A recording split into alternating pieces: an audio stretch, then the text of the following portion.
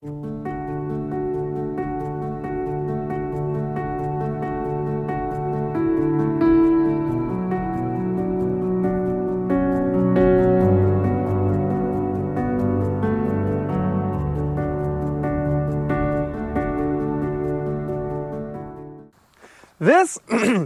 is the 2024 Toyota Venza. Of course, it's not all new for Toyota, but it is all dying because this is it. This is no more after this year. Just right off the bat, I'll say I actually enjoyed this car. I took it to Ocean City, took it on a nice cruise. So on these are the hybrid. Of course, you have the Lexus RX, I believe, which is the Lexus version of it. That comes in different powertrains, but for Toyota, they only left the hybrid, and I think it's phenomenal. This came out in 2020, I think, actually. 2020 or 2021. 2021 was the best-selling year for these. It has its own, look. And when the Venza first came out back in 2000, don't judge me, 2008? 2008. They essentially, it looked like a Japanese Ford Edge, and that's what I'm going to call it. So the Japanese Ford Edge, you know, it had the 3.5 liter V6, and they also had the 4-cylinder, I believe, out of the Camry. You know, the previous generation Venza, Japanese Ford Edge, actually was discontinued for 2 years, 2018 and 19. Then 2020, they unveiled this one. Something completely different, very unique design. This has beautiful LED headlights, and these are LED projector headlights stock in base model. This is the base LE. There's 3 trims, actually 4. There's the LE, XLE, Nightshade, and Limited. The Limited is, you're pretty much in Lexus territory with the luxury that it comes with. For this being the LE, it actually has a lot of standard features. When they came out with this in 2021, was the most Venzas they ever sold. They sold over 67,000 Venzas in 2021. But after that, it just drastically dropped, and I don't understand why. I'll save that talk for the drive. This comes with Toyota's standard hybrid system, which is mated with the CVT transmission and the 4-cylinder engine. This also came standard all-wheel drive, I may add. It's the E-all-wheel drive that they actually put in the Priuses now, where it's the electric motor in the back that drives it. The side profile is very nice.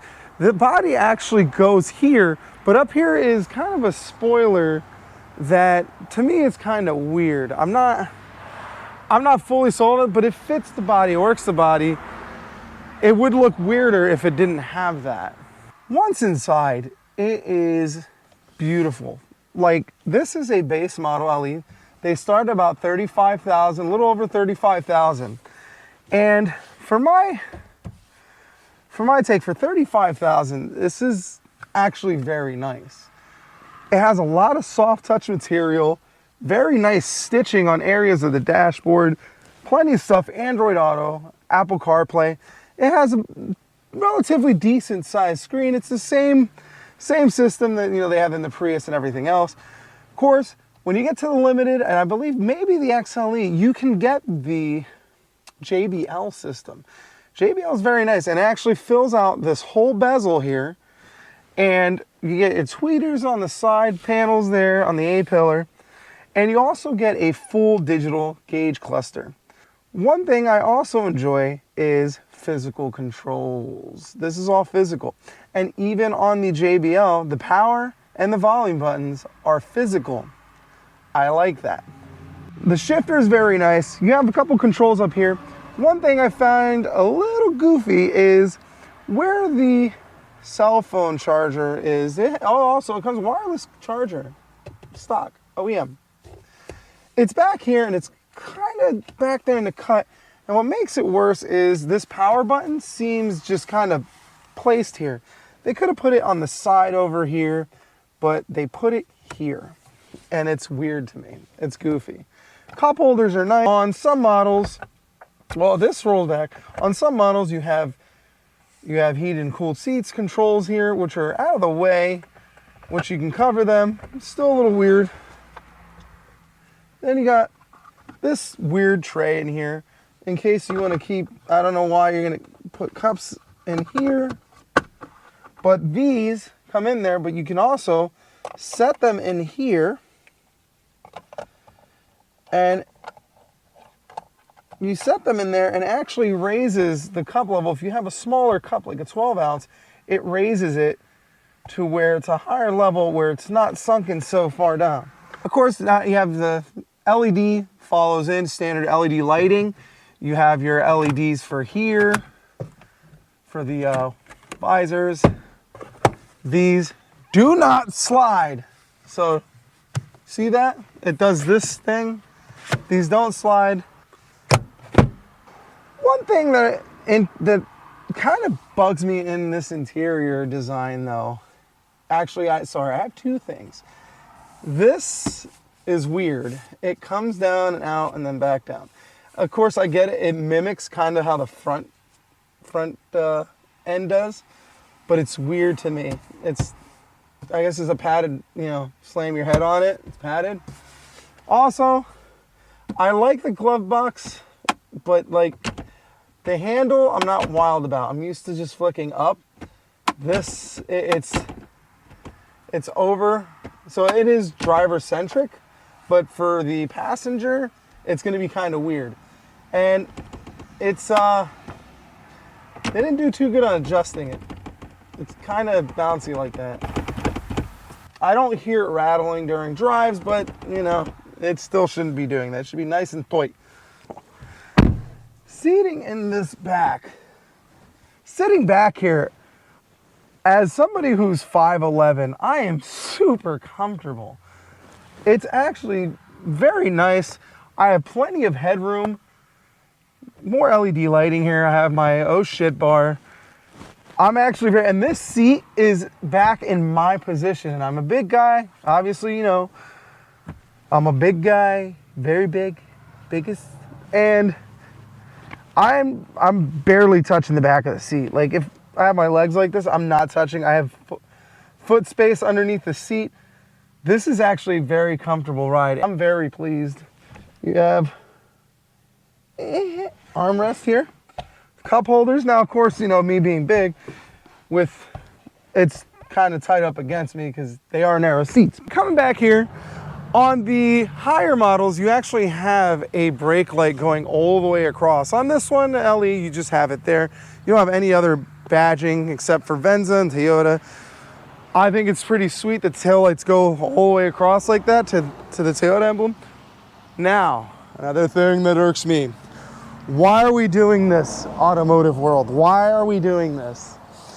Down here is the turn signal and reverse lights.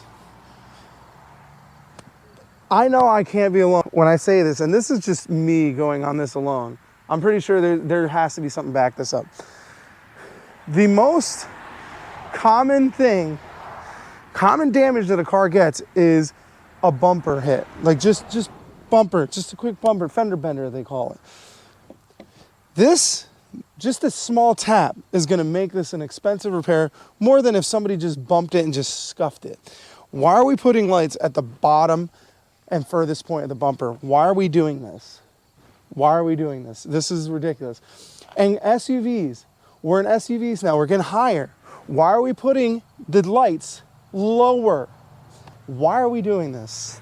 Stop.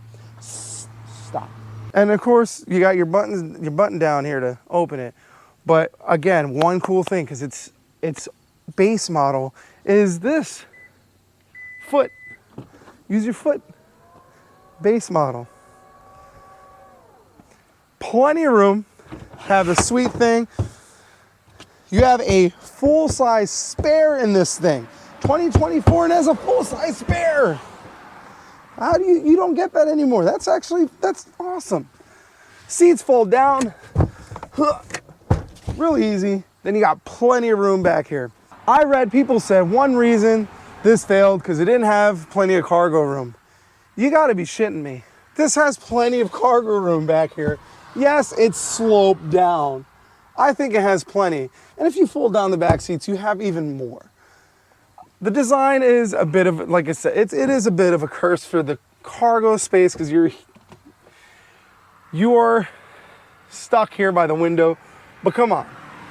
Come on. A very nice sporty thing is it has 2 exhaust tips, which are pretty nice. I like them.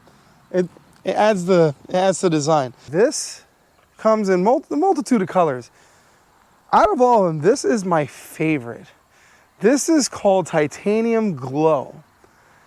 It is awesome. It's almost a goldish kind of, at some points, off-white pearlescent color. It is very nice. I thought at first it might have been silver at some points. I'm like, wait, no. This changes depending on the sunlight. It is beautiful. It is an absolutely wonderful color. It is called Titanium Glow, and I love it. I'm here for it. Let's go for a drive. Woo!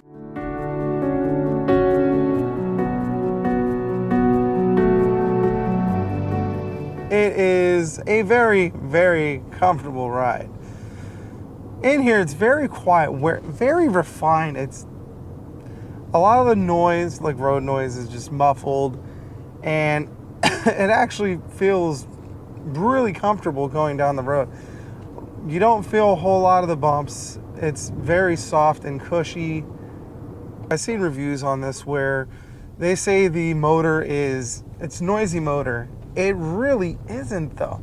Now sure, any car, you get on the throttle, it's gonna get loud. You know, you're just gonna, that's any motor. And I think the 4-cylinder in this sounds amazing. When you need to get on it, it goes. This has a combined horsepower of 219, which for what this is absolutely plenty. And it just has a vast array of things that make it well. It works really, really good. The EV mode transition in this is, for the most part, subtle. Sometimes it's just a little boom, little jump. And that's okay. It's to be expected. You get used to it. You don't really mind it. My huge differences between this and the Prius. The Prius, of course, it has the same hybrid system. One thing I don't like in Prius that is changed in this is the sound. And boy, what I'm talking about, I am talking about the engine, but I'm not talking about in general. I mean, during acceleration, it's not that loud. It doesn't vibrate in ear a whole lot. And in the Prius, it was so unrefined. The Prius that I had, the Prius LE, felt cheap. It's a very comfortable drive. And one thing I notice a lot, people don't drive hybrids correctly. They still haul ass down the highway. When I went to Ocean City, I took my sweet time in this. Why?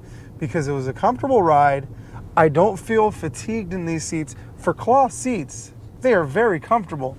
The side bolsterings are kind of aggressive, but it's just padding. So it just caresses you. And it was very comfortable. I enjoy driving this a lot. Again, it's very refined. It's not meant to be sporty. There is indeed a sport mode. So there is 3 modes. You have eco, normal, and sport. And then you also have this sport shifter, which it mimics a transmission. So it says S3 right now. Like, it really is mimic. It's crazy. That is amazing. So it is a CVT. Now I'm gonna go through this. I'm gonna kind of row through the gears here, because now I'm curious. Ready? Here we go.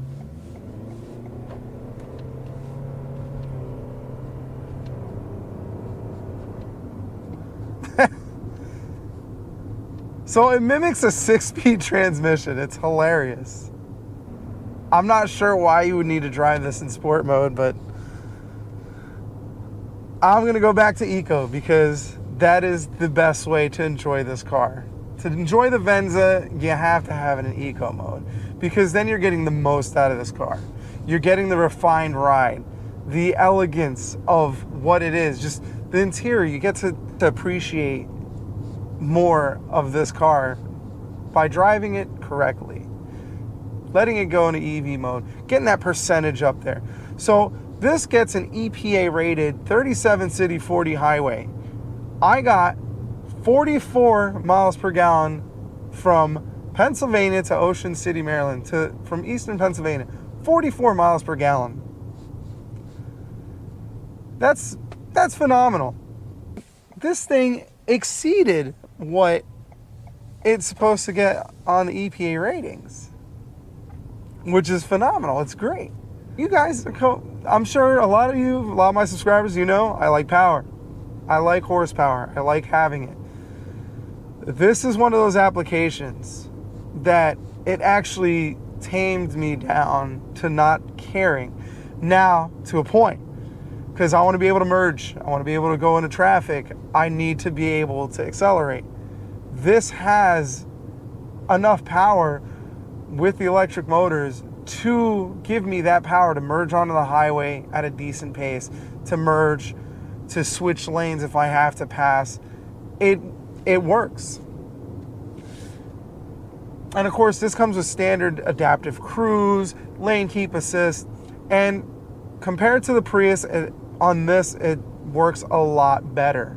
Just cruising down the road, it's a very calm drive. You don't have a lot of engine noise. This is why I don't understand why they say one of the cons to this is noisy engine. Why? It's not noisy.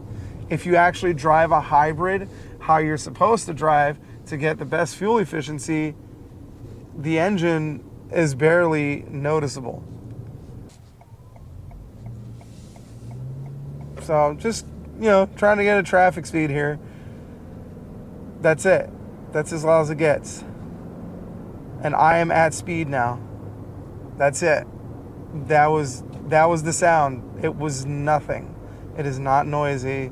No idea where the complaints are. And I got to experience this car for a good 100 miles at a time, and everything is so nice. And I'm just blown away that it's a sub $35,000 car crossover. It's very, very nice for what it is. It comes with a lot of stuff standard. I have a thing for hybrids. I honestly think hybrids are the answer. We're in this war, the electric cars, I'll take my gas any day, I'll never buy an electric car. Here's the thing, hybrid, even plug-in hybrid is the answer. It's phenomenal. You get best of both worlds. And when they say, maintenance or liability, guess what? You're cutting the cost. You're cutting the operation time of both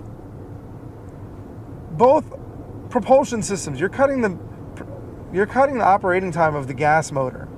The strain of running a gas motor all the time and accelerating and putting that resistance on it. The same thing with the electric motor. Back here, and this, the electrics in the front. You're using everything part of the time. That's why I was just blown away when I seen the Ford Fusione, and the titanium energy that I rented. I rented that because I wanted to experience it. There's a video somewhere on TikTok. This thing had 503,000 miles and everything was original. Honestly, I think with hybrids, these will go far. Because you're using everything less than you would traditionally in a full ICE vehicle or a full electrical vehicle.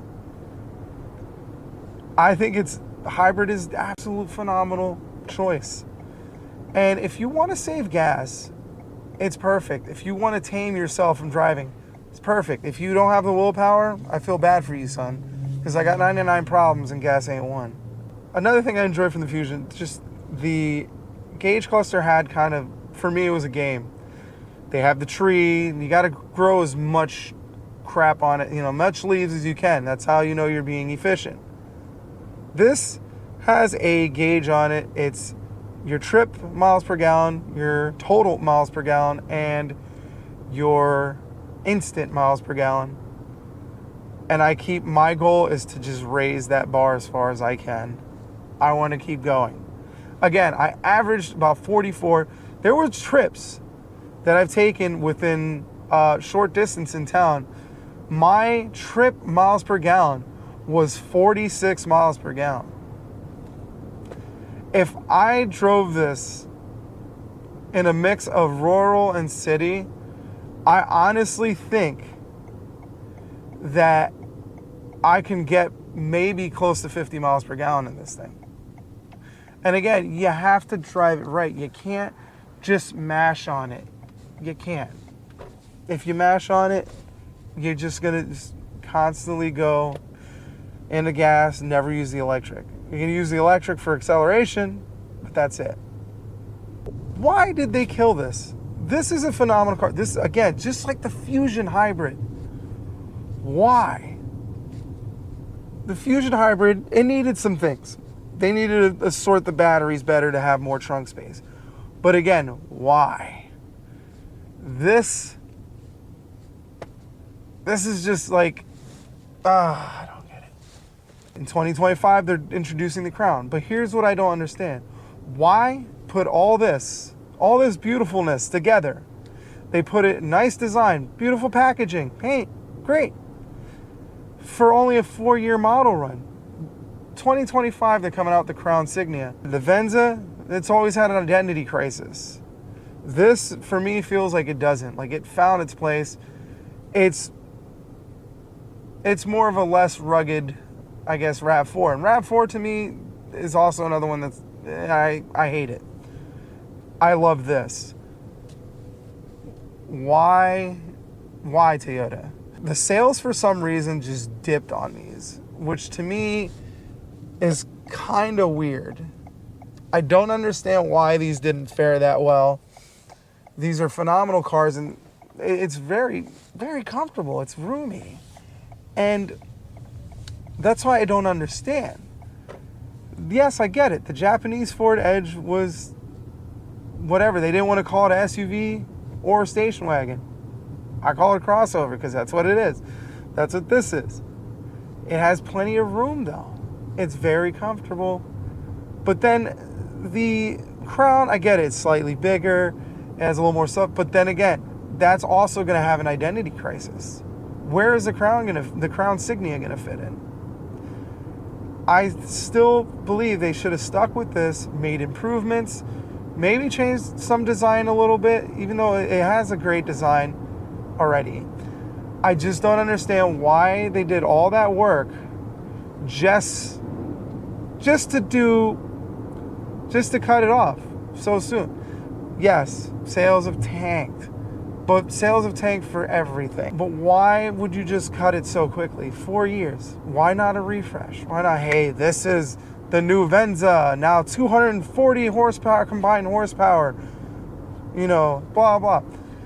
The Crown Signia gets like 1 mile per gallon less on the highway. It gets 37 city, 39 highway.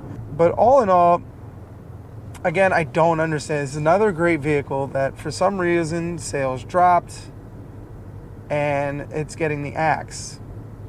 It's going to be another great model that just goes to the wayside. Yes, there's some features and quirks that bug me. But overall, it's a wonderful car. And honestly, it's in the running for future purchases because I wouldn't mind this. And as a family vehicle, it's very roomy. And I think it's phenomenal. I believe it has a place in society. But for some reason, society has rejected it. Why? Anyway, my battery's about to die, and I'm running out of time for today. But just take this. Check out the Venza. Just go to a dealer, check it out, take it for a drive. Drive it calmly. See how you like it. See if you can actually just take it all in. Enjoy it. I want to thank my subscribers. For those who haven't subscribed, I know a lot of you watch my videos but don't. Please just subscribe. Even if you don't want to watch them, just do it. No, just that. Anyway, please subscribe to my channel, like, share. I'm on TikTok. I'm on Instagram. I'm on Facebook, I'm on Twitter. I'm on everything, but I'm barely on Twitter. But anyway, or Twitter X, whatever. I don't know if I got everything, but I'm out of time. Thanks, guys. Again, just, hey, we'll see. Buick broke down. I was going to review that, but another time. Adios, muchachos.